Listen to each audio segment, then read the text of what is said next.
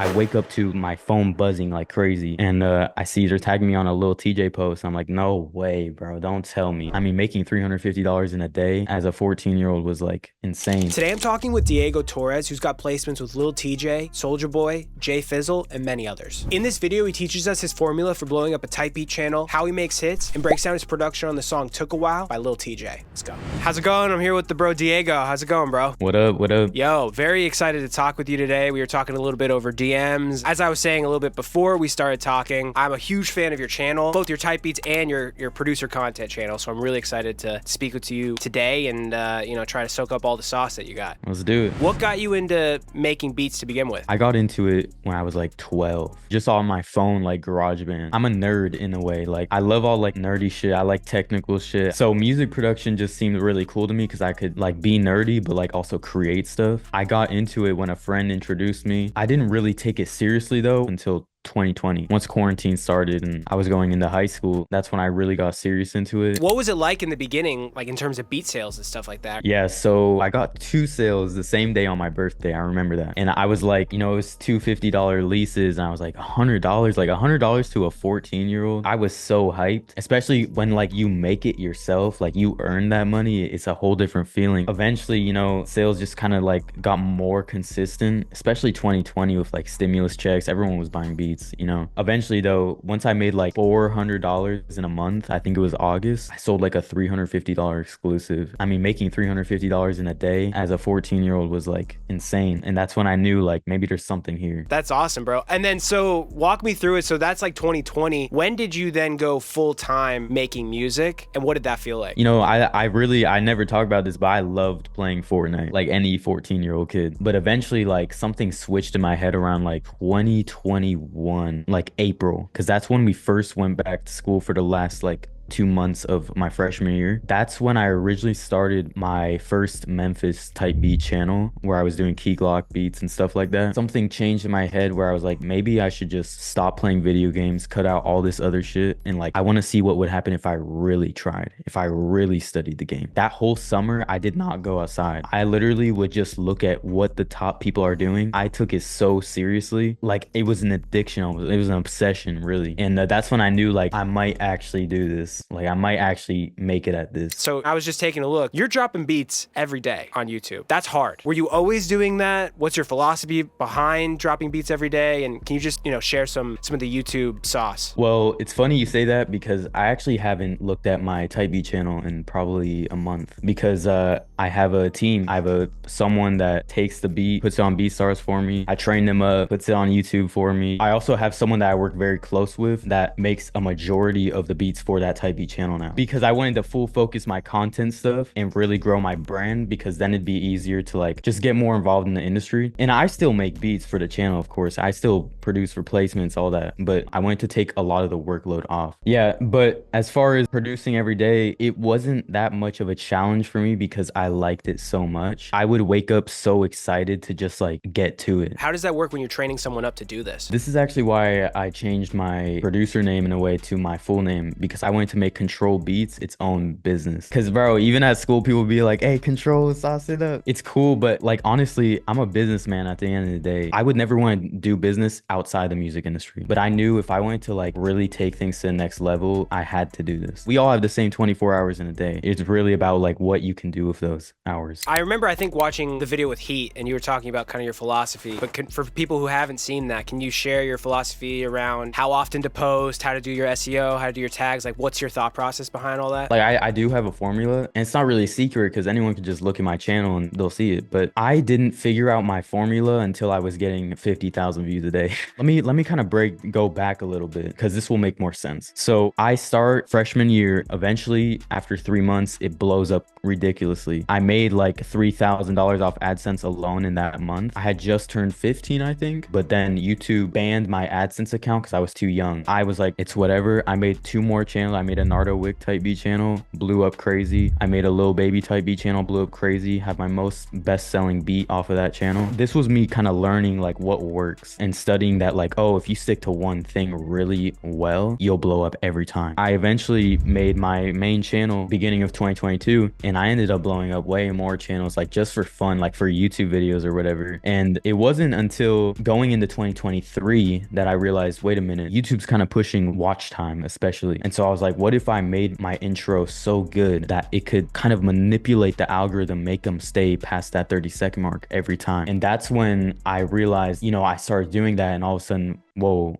this beat hit 500,000 in a month. That's when I realized, okay, now I really have a formula. And I think nobody really talks about that, or at least no one talked about that whole intro method or anything until I talked about it. And I think it's great though, because I think producers really should know that. Yeah, no, that's a really good point. And then we'll move on, but I'm just very curious, what's just off the top of your head, say we're cooking up a trap beat, what's like one or two methods that you would use to make that intro really interesting? Well, first I was doing big scar type beats or like Pooh Shicey beats. When people would do those beats, they would copy like the whole really simple style, but I made mine more like melodic kind of. I would also have the kick and 808 just hitting right away with the melody, and then it'd go into like maybe an open hat playing with the kick and 808. So you're like you're teasing them a little bit. Yeah, I'm teasing them. That's the exact point. So I guess talking about like my first placement, believe it or not, but it was Soulja Boy that found my beat on YouTube. He made a song to it, and that was like so cool to me because I found out in class and I was like, Soulja Boy just bought my beat. And then I see a snippet that he posts on Instagram, and he ended up buying like 3 or 4 more beats later on, which is crazy. I also then got a placement with 1017. I got a lot of placements with 1017 artists, which is Gucci Mane's label, strictly off my YouTube. And then Jay Fizzle, he found my beat off YouTube. I get a text from him on Instagram. He's like, yo, send me this beat, here's my number. I text him, I send him a whole pack of beats. We don't talk for like a month. He calls me out of nowhere at like 10 o'clock at night, and he's like, yo, we have a studio session in LA, come through. He was like at 12, and I was like, okay, 12 tomorrow? And he was like, no, 12 now, like at midnight. And I was like, okay, I'm 2 hours away. And I saw Key Glock there. I met Snoop Bands, which is Jay Fizzle's boy, and like that was all off of posting a beat on YouTube. All of a sudden I dropped this beat, which is crazy, it's the Lil Tjay beat. I dropped it in my senior year of high school, October, and it didn't do shit at first, but all of a sudden it started blowing up a month later, like out of nowhere. I wake up to my phone buzzing like crazy, and I'm like, yo, these are like big producers too. I've never talked to these people before. And I see they're tagging me on a Lil Tjay post. I'm like, no way, bro, don't tell me. I go on and I see a snippet. I was like, yeah, this is clearly like what I was meant to be doing. But then we dropped the song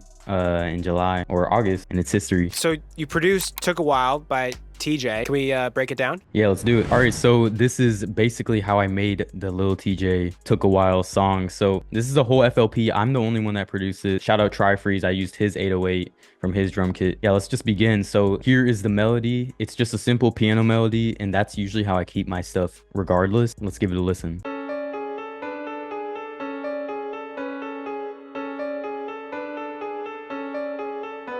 Like I said, very simple, but if we go to the main part of the melody, which is, in my opinion, the chords that really made the beat, this is what it is. It's really just the root notes too.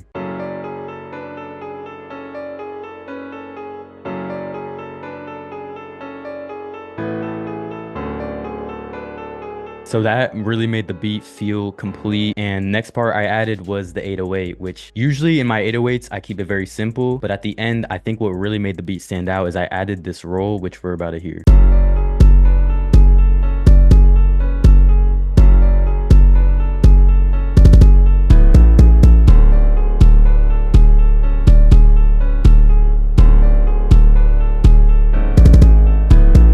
And next thing I added was just a simple 2-step hi-hat pattern. You know, I like to keep it simple, let the artist flow on it, and this is how it sounds.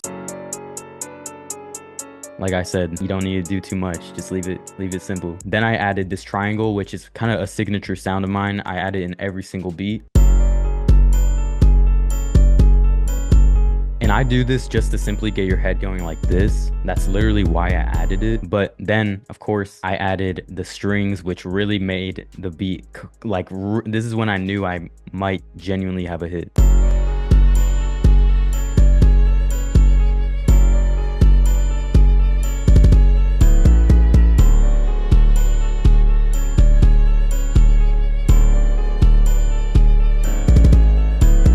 I use used 2 violins for this. I used the Balkan Ethnic Orchestra for the actual like bank and contact, and I used the Gypsy Romantic Violin combined with the Gypsy clarinet. And then for the piano, I used Neuer Pure. It's my go-to piano. I use it every single piano beat. And for the clap, this was the clap that I used. It's called the Henning clap. Shout out Mikey Tussin. He sent me this drum kit for free. I've used it ever since in my beats.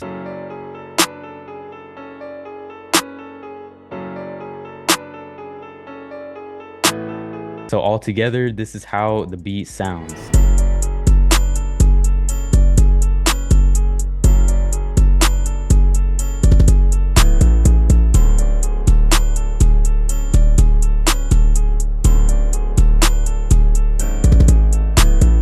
Well, thank you so much, man, for making the time today, bro. Like, I thoroughly had so much fun and I really enjoyed it. And I learned so much from you. I know that everyone watching is going to learn so much from you. So thank you so much.